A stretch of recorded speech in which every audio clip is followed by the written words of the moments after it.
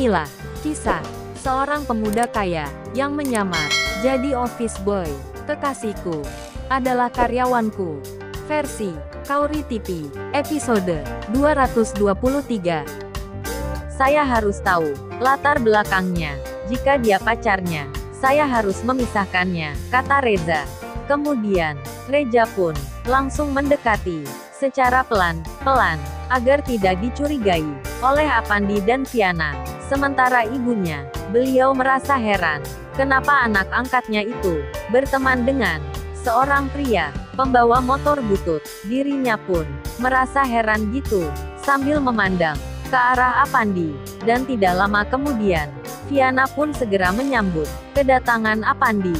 Ibunya pun semakin heran sekali, akan tetapi keheranan itu dipendamnya di dalam hati saja. Selepas Viana mendekati Apandi, kemudian Viana mengajaknya ke teras rumah dan mengenalkan Apandi kepada ibu angkatnya. Maaf Bu, ini namanya Mas Apandi, kata Viana.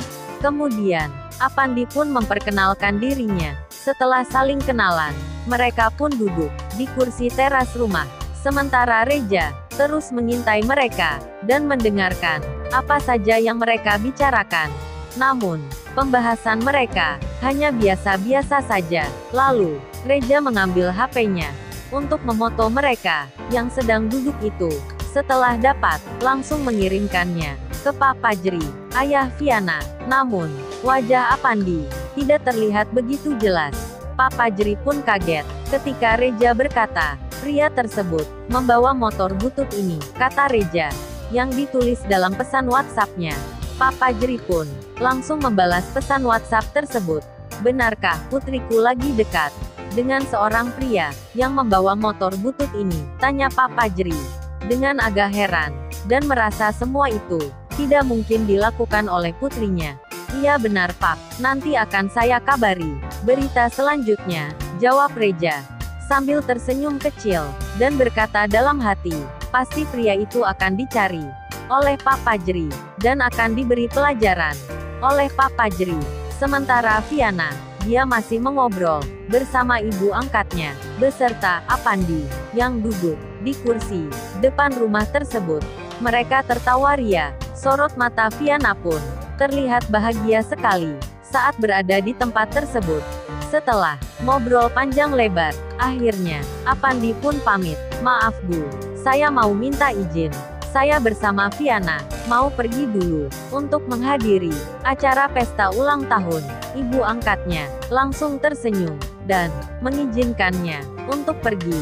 Lalu, Apandi pun membalas senyuman tersebut sambil berucap, terima kasih banyak Bu, sudah mengizinkan kami untuk pergi, kata Apandi. Lalu, Apandi dan Viana meninggalkan tempat tersebut dan menuju kendaraan yang dibawa oleh Apandi. Setelah Viana naik di kendaraan Apandi, Reza segera mengambil gambar tersebut untuk dilaporkan kepada Pak Fajri.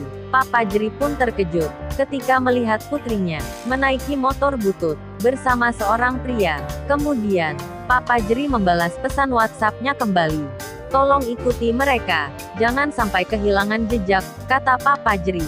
Baik Pak, akan saya ikuti terus. Seperti yang Bapak inginkan, jawab Reza. Karena terus-menerus balas pesan WhatsApp, akhirnya, Apandi pun sudah jauh dari pandangan matanya. Lalu, Reza segera mengejarnya, dan terus membuntuti Apandi. Setelah 20 menit kemudian, ini mau kemana sih?